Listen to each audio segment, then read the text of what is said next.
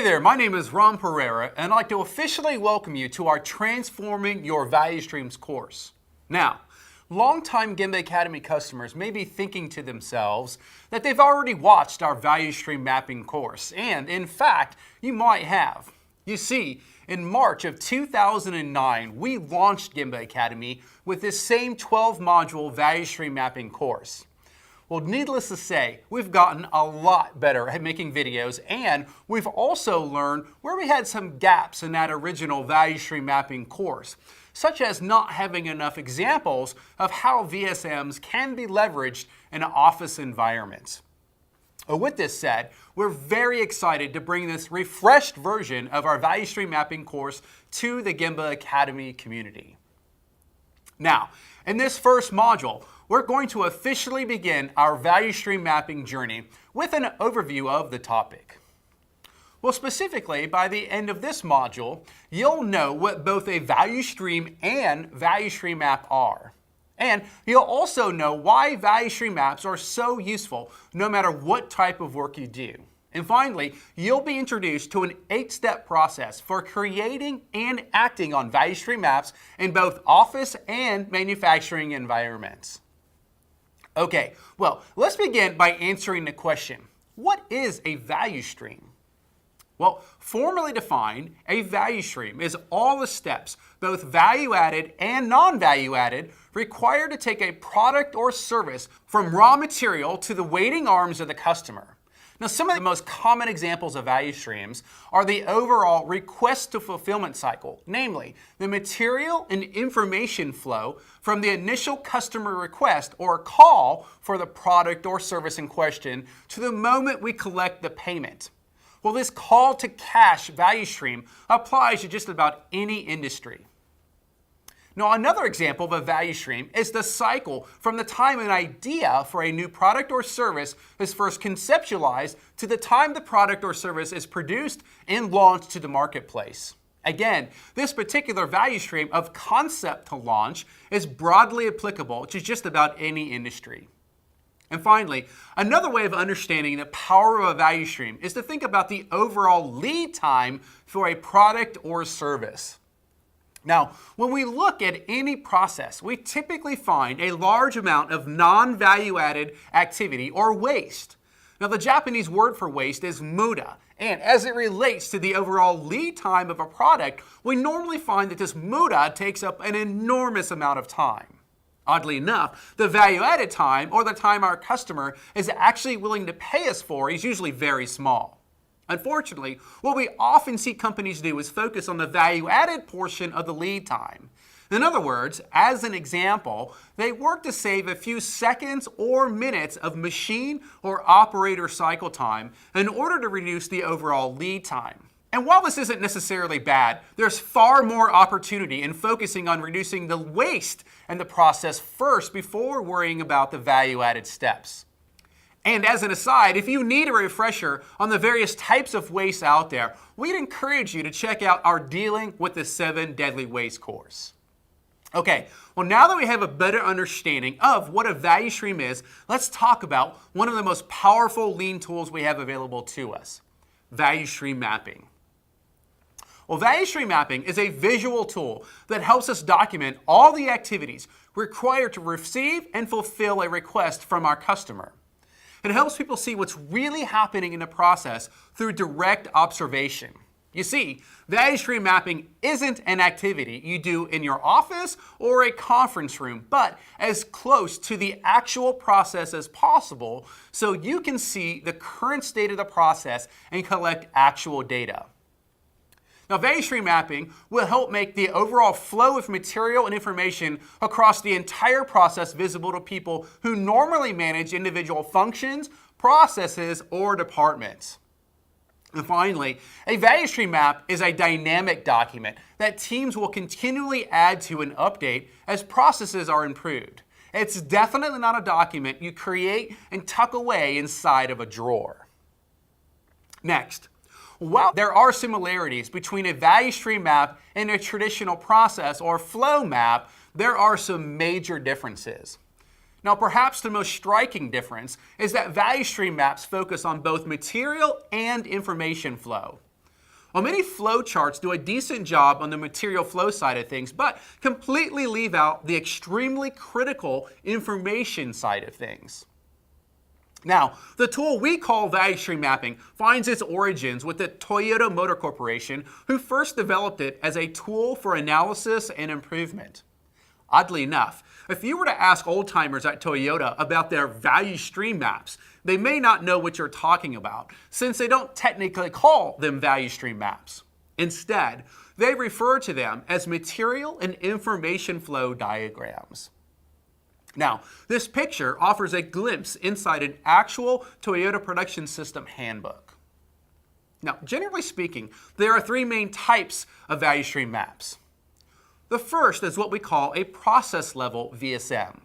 Now, with these maps, we're interested in the material and information flow within a particular cell or production line.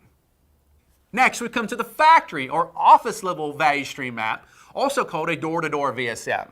Here, we're looking at the material and information flow within a factory or office. And finally, we come to the extended or enterprise VSM, where our focus is on the material and information flow across several companies. Now, we normally suggest starting with the door-to-door value stream. This is where we typically have the highest interest as well as the highest influence.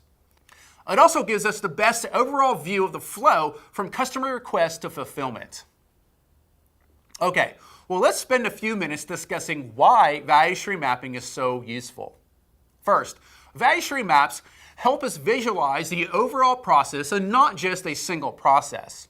They truly provide a holistic view of the way things really work. And they also allow us to see things from the customer's perspective. Now, this could either be a customer paying us for our product or service, as well as our internal customers who also depend on us.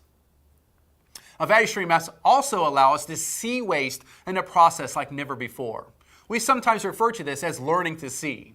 Now, they also allow us to see or visualize the links between material and information flow. Now, value stream maps also bring alignment to the organization.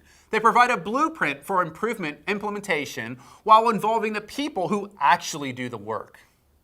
They also provide us with a common language for talking about processes while allowing us the ability to operate with facts instead of by emotions or hunches.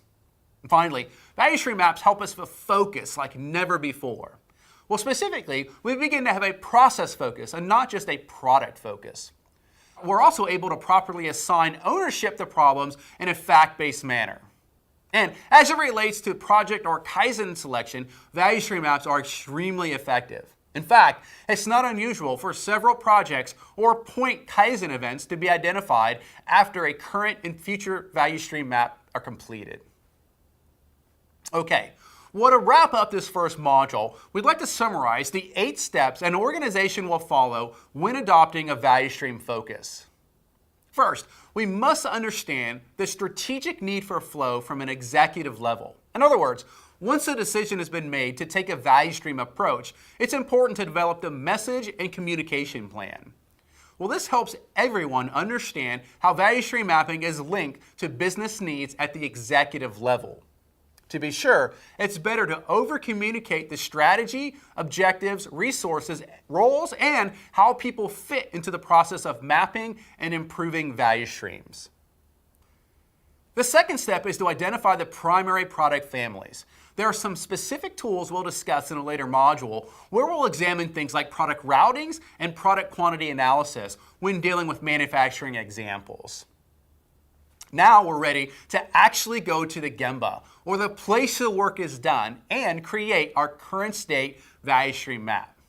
Now, if this is the first time that you've ever seen a value stream map, it can look a little intimidating. But rest assured, by the end of this course, you'll know exactly what all these boxes, triangles, and squiggly lines mean.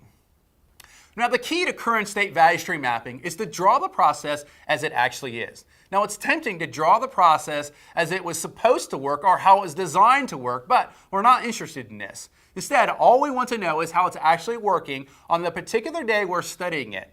Will it be a little different tomorrow? Probably, but that's okay, because we'll be back tomorrow since these documents, as we've already learned, are dynamic in nature. And once we have the current state map complete, it's time to immediately start on the future state. Now, the future state map represents the ideal condition, which will normally be achieved in 2 to 3 months. The future state map should answer the question, where do we want to be when we get there? Rather than envisioning what's possible, use your imagination. Although the lean tools will help you get there, don't let them limit you. Visit other companies that are ahead of you on the lean journey to benchmark their current state, and make sure you have a thorough understanding of world-class performance metrics and what the ideal state is for your particular business. Now, before we move on, I'd like to elaborate on what's meant when we speak about the ideal state. You see, lean and continuous improvement for that matter is a never-ending journey. So no matter how much improvement we make, we'll never be done. It's sort of like climbing a mountain. After lots of effort, you may make it to the top of one mountain, but it won't take long to find another one to climb. So just remember that once you've achieved your initial future state goal, you're not done. In fact, the moment you reach your first future state target, it'll be time to find another mountain to climb. Okay, well, now that the future state map is complete, it's time to get busy and create detailed action plans, which we'll cover in more detail later in the course. Unfortunately, this step is often skipped by those attempting their first value stream maps. And it could be argued that this is the single most important step, since without it, all we've really done is draw some nice pictures on the wall. Now, once the implementation plan is in place, it's time to officially appoint a value stream manager. Now, this is a crucial role since most organizations operate in functional silos. Well, the value stream manager is responsible for breaking through these barriers in such a way as to get all departments thinking as one company. Now, depending on the complexity of the value stream in question, there may be a need to appoint more than one value stream manager. However, in most cases, one well-respected and action-oriented individual will do. And as we've already touched on, it's crucial to communicate before, during, and after value stream mapping in an area. Now, it's quite natural for people to grow nervous or weary of all the hustle and bustle a value stream mapping exercise brings with it. Now, the only way to combat this anxiety is to have open and honest communication. And finally, making the actual value stream maps and associated action plans visible to the entire workforce is an excellent communication technique and definitely should be employed. Now, the eighth and final step of the process is to map all the value streams. In other words, we'll repeat the previous 7 steps for all the other product families. Now, depending on the complexity of your business, this could take months, even years. And while it will be a lot of hard work, the rewards and benefits your organization will reap are immense. Okay, well, now that we've been introduced to value stream mapping, it's time to learn how to select which product family to map first. So, we'll speak to you soon.